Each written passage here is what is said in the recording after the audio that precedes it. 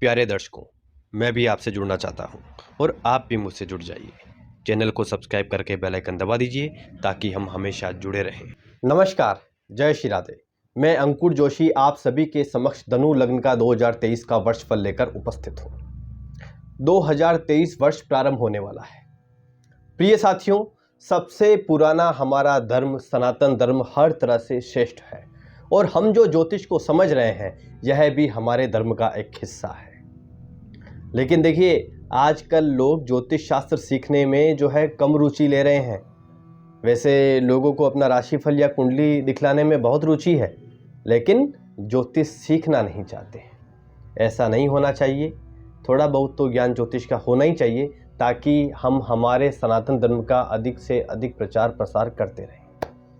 देखिए, हम भी ज्योतिष सिखाने की दिशा में प्रयासरत हैं और हम हर उम्र के साथियों को ज्योतिष की शिक्षा दे रहे हैं। आप हमारे YouTube चैनल के माध्यम से भी बिल्कुल शून्य से ज्योतिष का ज्ञान प्राप्त कर सकते हैं। पहले ही भाग से आप एपिसोड देखें, बहुत ही सरल भाषा में है। ऊपर आई बटन पर भी जो है पहले भाग का लिंक आ रहा है, उस लिंक पर क्लिक करके आप पहले भाग से ही ज्योतिष सीख सकते हैं। इसके अलावा बिल्कुल शून्य से ज्योतिष सीखने का हमारा ऑनलाइन बैच भी चलता है। ज्योतिष सीखने के ऑनलाइन बैच में शामिल होने के लिए आप स्क्रीन पर दिए नंबर पर व्हाट्सएप कर सकते हैं। प्रिय साथियों, आज मैं आपके समक्ष धनु लग्न का 2023 का वर्षफल लेकर उपस्थित हूं। आज हम यह समझेंगे कि आखिर 2023 जो है वो धनु लग्न के जातकों के लिए कैसा रहने वाला है। यदि आपकी कुंडली धनु लग्न की है तो यह एपिसोड आपको जरूर देखना चाहिए। देखिए, धनु लग्न की कुंडली कैसे होगी। आपकी कुंडली के प्रथम भाव में यदि 9 नंबर लिखा है तो यह एपिसोड आपके लिए है। मेरे प्रिय साथियों, सबसे पहले हम 2023 में होने वाले जो है ग्रहों के गोचर को समझ लेते हैं कि आखिर कौन कौन से बड़े ग्रह जो है वह राशि परिवर्तन कर रहे हैं। प्रिय साथियों, राहु देव जो है वो अभी आपकी कुंडली के पंचम भाव में मेष राशि में है और केतु देव आपकी कुंडली के एकादश भाव में तुला राशि में है। 30 अक्टूबर को राहु और केतु जो है दोनों ही ग्रह राशि परिवर्तन करेंगे। राहु देव जो है मीन राशि में चले जाएंगे और केतु जो है कन्या राशि में गोचर करेंगे। यह जो है यहाँ 18 माह तक रहेंगे। इसके अलावा बृहस्पति देव, देखिए बृहस्पति देव जो है अभी मीन राशि में भ्रमण कर रहे हैं जो कि आपके चतुर्थ भाव में है और 22 अप्रैल 2023 को मीन राशि से निकलकर मेष राशि में प्रवेश करेंगे। यानी बृहस्पति देव जो है 22 अप्रैल को आपकी कुंडली के चतुर्थ भाव से निकलकर पंचम भाव में प्रवेश करेंगे। इसी के साथ ही शनि देव का बहुत ही महत्वपूर्ण गोचर।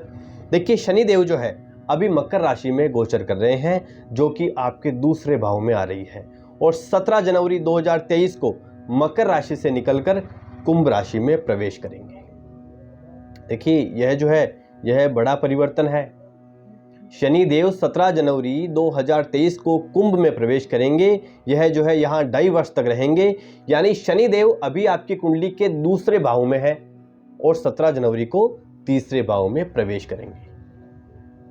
प्रिय साथियों, जब हम किसी भी राशि या किसी भी लग्न का वर्षफल निकालते हैं तो उसमें मुख्यतः लंबी अवधि तक चलने वाले ग्रहों को ही आधार मानकर फलादेश किया जाता है। तो यहाँ पर भी जो है हम मुख्य रूप से शनि, बृहस्पति, राहु और केतु को आधार मानकर फलित करेंगे।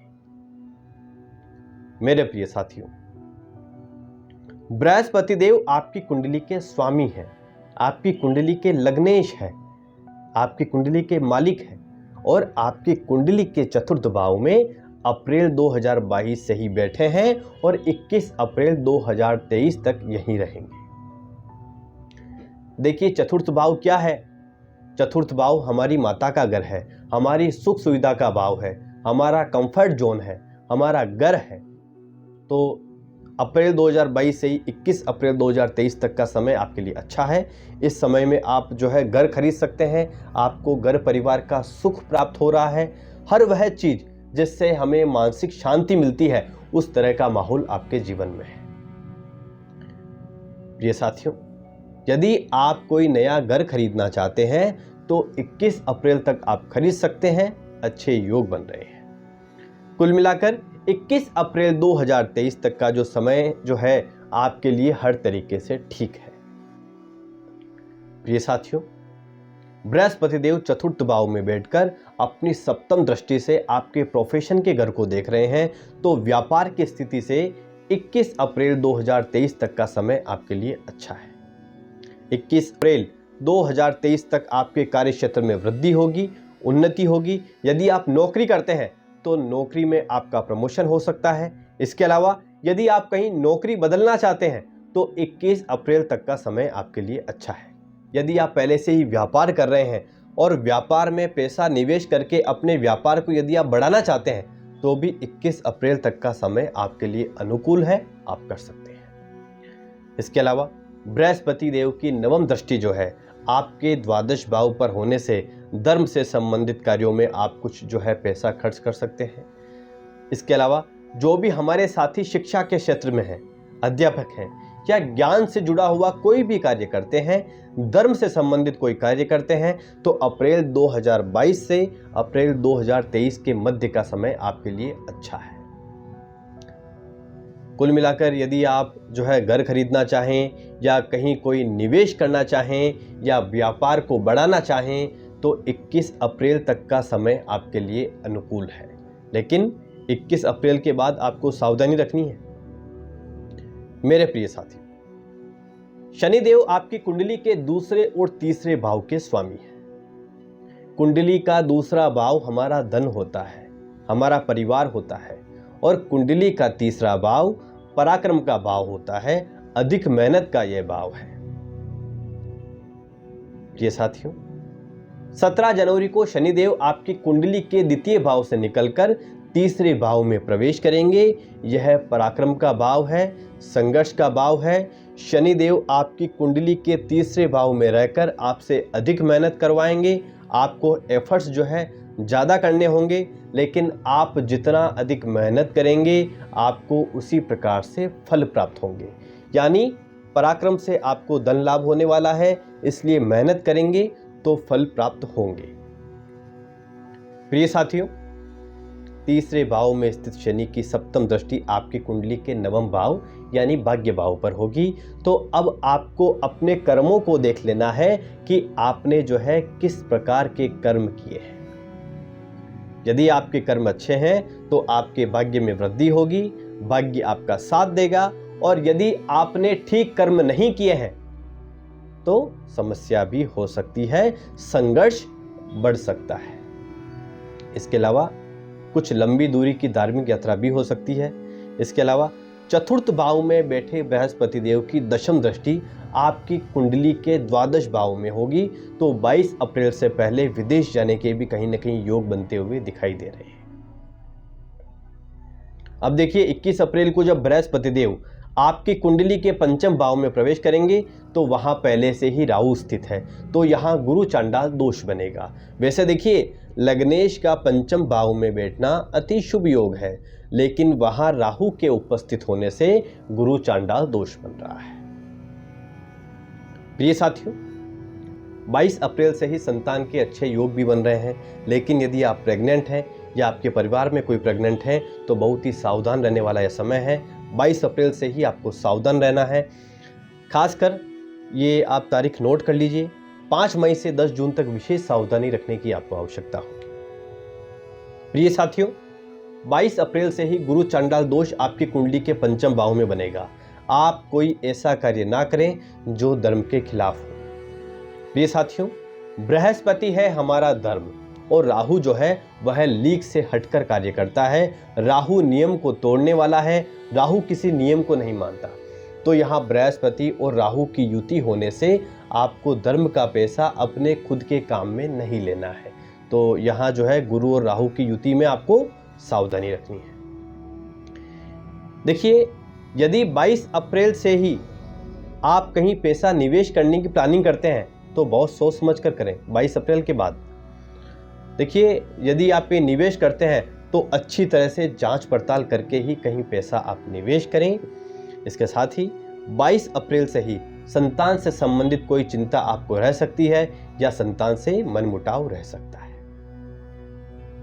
मेरे प्रिय साथियों, राहु अभी आपके पंचम भाव में है और यह यहाँ 30 अक्टूबर तक रहेंगे। तो यदि आप प्रेम संबंधों में हैं तो ऐसा कोई कदम ना उठाएं जिसमें परिवार की सहमति ना हो, अन्यथा आपको बहुत परेशानी हो सकती है। देखिए, पंचम भाव में स्थित राहु आपको यह करने के लिए प्रेरित करेगा, लेकिन आपको करना नहीं है। प्रिय साथियों, देखिए, प्रेम संबंधों में 22 अप्रैल से ही थोड़ा तनाव रह सकता है, लेकिन यह सिर्फ जो है 30 अक्टूबर तक ही रहेगा। उसके बाद स्थिति में सुधार होगा और रिश्ते बेहतर होंगे। इसके अलावा आपकी जो पढ़ाई भी 21 अप्रैल तक गड़बड़ रह सकती है। उसके बाद बृहस्पति के पंचम भाव में जाने से इसमें सुधार होगा। तो आप जितना अधिक धार्मिक रहेंगे उतना ही बृहस्पति देव का सकारात्मक फल बढ़ेगा और राहु का नकारात्मक प्रभाव कम होगा। इसलिए आप जो है धार्मिक बने रहें, साधु संतों का आशीर्वाद लें, नियमित रूप से मंदिर जाएं और घर में जो भी बड़े बुजुर्ग हैं उनका ख्याल रखें, तो आपके जो है बृहस्पति देव ठीक रहेंगे और सकारात्मक फल देंगे। इसके साथ ही रोज नियम से आप भोलेनाथ के अभिषेक करने का नियम बना लेवें, इससे राहु भी कंट्रोल में रहेंगे। यदि आप नियमित रूप से मंदिर जाते हैं, धार्मिक बने रहते हैं, तो 21 अप्रैल के बाद आपको आकस्मिक धन लाभ भी हो सकता है।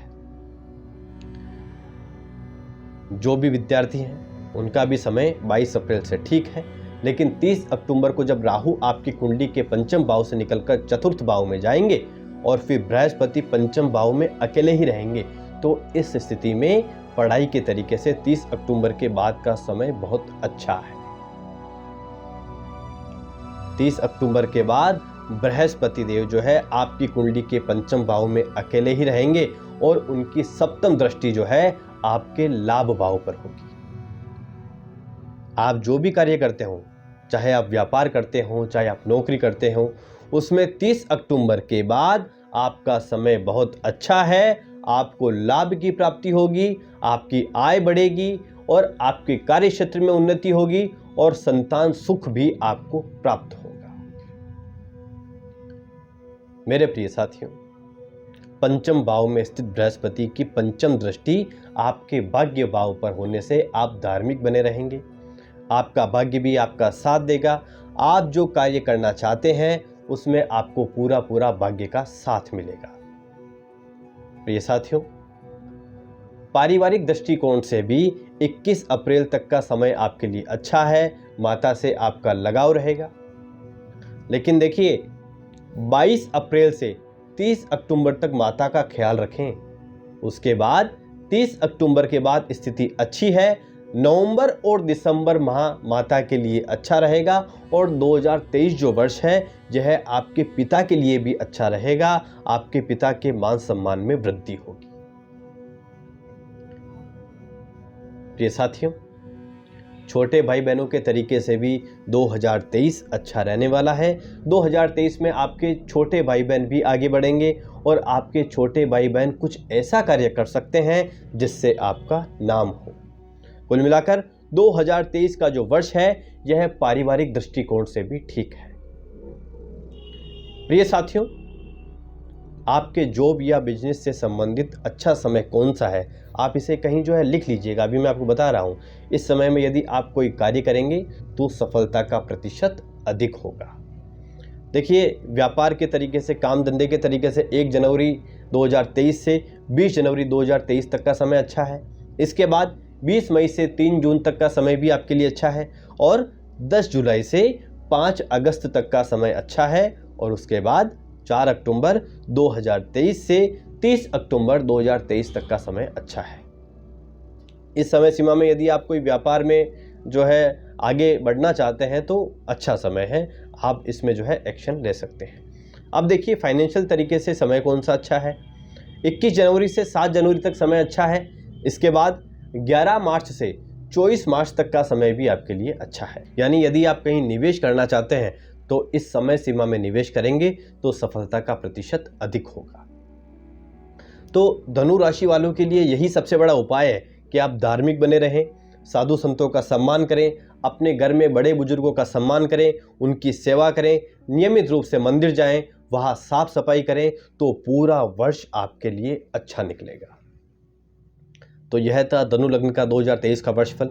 वीडियो को लाइक ज़रूर कर दीजिएगा और यदि अभी तक आपने चैनल को सब्सक्राइब नहीं किया है तो सब्सक्राइब करके बेल आइकन ज़रूर दबा दीजिएगा। मिलते हैं हम अगले एपिसोड में। जय श्री राधे, जय श्री राधे।